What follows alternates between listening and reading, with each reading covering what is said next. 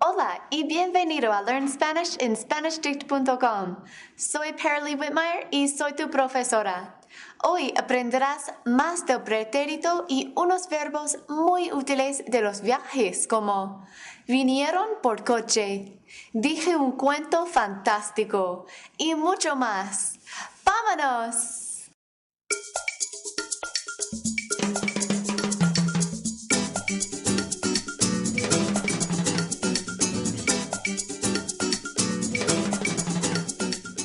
Bueno, has estudiado mucho del pretérito, pero hay más. You have learned the regular preterite and the irregular preterite. Now I have to tell you a bit about a few other verbs that can be a little tricky in the preterite. The first of these are what I call kind of irregular verbs. These verbs are not classified as irregular because they still bear some resemblance to the original, but change one or two letters in the preterite tense. Many also have a stem change and a spelling change. We've got a lot to cover, so we should get started. First, we're going to use the irregular preterite endings I talked about in the last lesson. Same as the ER, IR preterite endings, but without the tildes and without the letter I in the third person singular. Iste, o, imos, istes, and ieron. No tildes and therefore no stress on the last syllable when you pronounce the entire word. I like to group these kind of irregulars into a few different groups by the letter that they use in the stem in the preterite. There may be additional stem or spelling changes within the categories, but you can still group the verbs together with at least one common letter, and that really helps me remember which verbs are kind of irregular. There are four main categories for this kind of irregular in the preterite. I, you, J, and UV, or I, U, J, I, V. Let's start with the change to an I, like hacer, to make or do, querer, to want, and venir, to arrive. These three verbs will use an I instead of the main vowel in the infinitive. Por ejemplo, in venir, you will take off the infinitive ending, the IR, then replace the main vowel in the stem, the E, with an I. The same works for hacer and querer. Take off the infinitive ending so that you have has and quer. Has will change to is and quer will change to quis, changing the vowel and the following consonant. Just something extra for this irregular verb. Another note about hacer is that it will also have a small spelling change in the third person singular. Instead of H-I-C-O, which if you read it aloud would sound something like I-co, which doesn't sound like the other conjugations. So that C changes to a Z to maintain that S sound. Hizo. Manuel hizo su tarea. Manuel did his homework. Why don't you try a few? We'll practice with venir, which just has the E to I stem change. Remember to use your irregular preterite endings without the tildes. I'll give you the subject and the infinitive in parentheses. You conjugate the verb into the preterite tense and read the whole sentence aloud. El sujeto es ellos y el infinitivo es venir.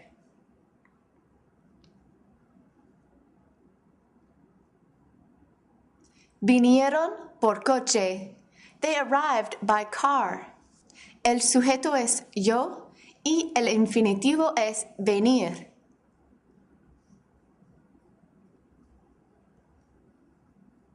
Vine a las 9 anoche. I arrived at 9 o'clock last night. El sujeto es nosotros y el infinitivo es venir.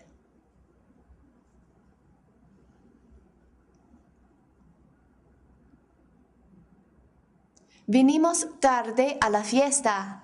We arrived late to the party. Bien, 3 categorías más. Continuamos con la letra U. Los verbos de esta categoría son caber, to fit or to be possible, haber, to have, used in compound tenses and for expressing existence, poder, to be able to, poner, to put, y saber, to know. For these verbs, you use the letter U in the stem instead of the main vowel. There may also be a few spelling changes after the vowel change, so keep an eye out for those too. Por ejemplo, con el verbo poner, which you know from poner la mesa, to set the table. But in most cases, poner means to put, like, se puso los guantes. He put on the gloves. The O in the original stem, pon, changed to a U, and the N changed to an S as well. You remember reflexive verbs, right? The reflexive pronouns don't change in a different tense, so you don't have to worry about that. But talking about what you did to get ready this morning is a very easy way to practice both your reflexive pronouns and your preterite. Let's look at poner without the reflexive pronoun. Puse el cilantro en el plato. Pusiste el cilantro en el plato. How would you conjugate poner to say she put the cilantro on the plate? Puso el cilantro en el plato. Bien, ahora pasamos a la tercera categoría, la J. Los verbos de esta categoría son conducir, to drive, decir, to say or to tell, traducir, to translate, y traer, to bring or to carry. Para estos verbos se usa la letra J. Conducir and traducir conjugate the same way, replacing the C with a J, then adding the preterite endings. Conduje el autobús en Irlanda. I drove the bus in Ireland. Condujiste el autobús en Marruecos. You drove the bus in Morocco. See the pattern? How would you conjugate conducir to say he drove a bus in Scotland if Escocia is Scotland? Condujo el autobús en Escocia. He drove the bus in Scotland. Now, it's pretty impossible to find a picture that accurately portrays traducir, to translate, but let's take a look at the plural conjugations. They work just like conducir. Tradujimos, tradujisteis, tradujeron. Something to notice here is that instead of the ieron that you would expect for the third person plural, you're just going to use eron, since the last letter of the stem is a J. The same thing will happen with conducir in the third person plural. Condujeron, not condujeron. Decir is very similar in that the C changes to a J, but for this one, the E also changes to an I. Dije un cuento fantástico. I told a fantastic story. Dijimos la verdad. We told the truth. Traer works like a regular, irregular verb after you take off the ER and add the J. Traje, trajiste, trajo, etc. Not so bad, right? It's just a matter of organizing your verbs in your mind and knowing the general stem change patterns. Just one more to go. Los verbos de esta categoría son tres. Andar, to walk, estar, to be, y tener, to have. For these verbs, you're going to change the spelling to include a UV. Of course, there can be other spelling changes as well.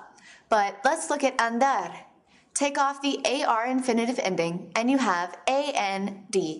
Then you add UV. You're not going to replace anything on this one. And then you add the irregular preterite endings. Anduve en el Parque del Buen Retiro ayer. I walked in Buen Retiro Park yesterday. Anduvo al restaurante a las 8. She walked to the restaurant at 8 o'clock.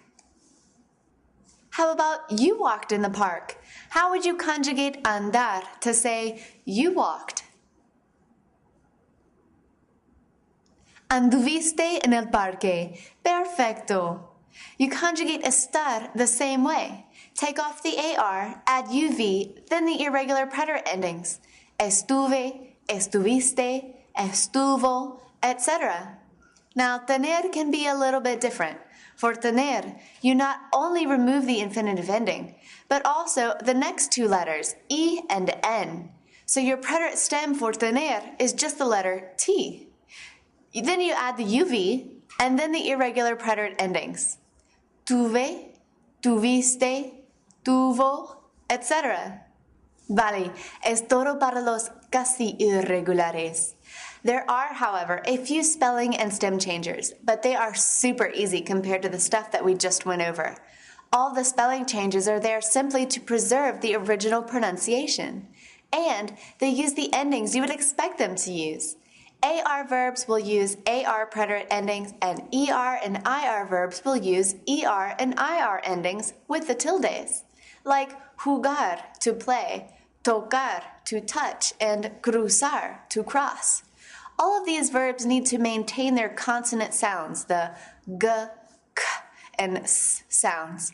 But in the preterite conjugations in the yo form, the ending is going to be an E, and these pronunciations change when followed by an E. A G followed by an E or an I will make an H sound. A C followed by an E or an I will make an S sound, just like in English.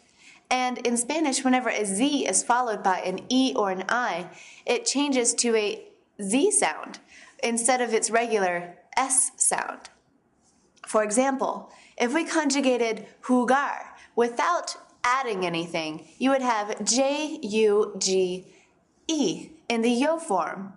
This would be juge, which doesn't sound like anything I know of in Spanish. So to maintain that G sound, you're going to add a U. Jugué al fútbol esta tarde. I played soccer this afternoon. Any verb that ends in gar is going to act this way. Add a U before the E, but only in the yo form. Another gar verb is pagar, to pay. What is the first person singular conjugation of pagar in the preterite following this rule? Pagué. Muy bien.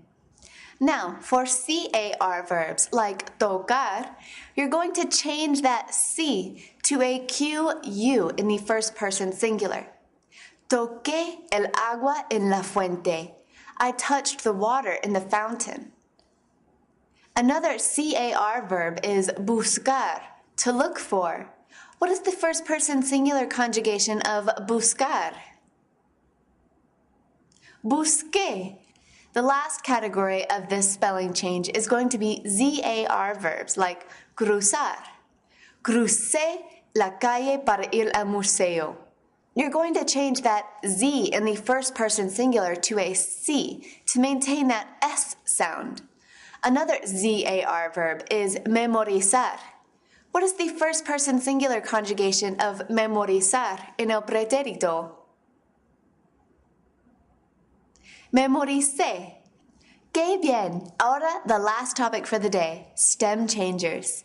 AR and ER verbs that have a stem change in the simple present, like tener, which has an E to IE change in the boot, do not carry the stem change into the preterite.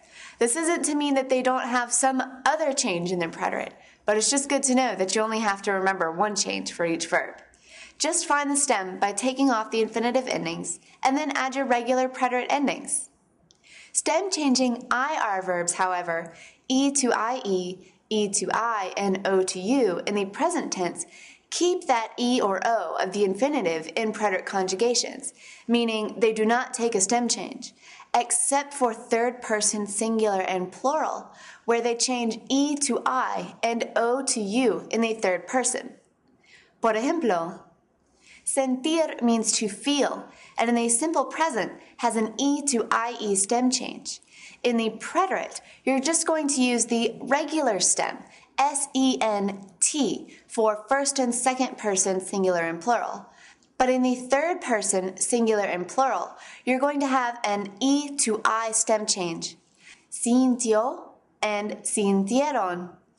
Dormir, you know, means to sleep. And in the first and second person, singular and plural, you'll have DORM as your stem. But in the third person, that O is going to change to a U. Durmió and durmieron. Vale, vale. Aprendiste un montón hoy. You learned a lot today. I recommend maybe watching this video again to thoroughly prepare yourself for the practice section at SpanishDict.com/learn, where it can be a little bit tricky since it's all, well, tricky verbs. If you don't have time now, download the video cast from iTunes and watch the lesson on the go. For a nice written explanation of everything I just went over, check out the verb reference on the preterite at SpanishDict.com/reference to find a great study guide. Until next time, hasta luego y nos vemos!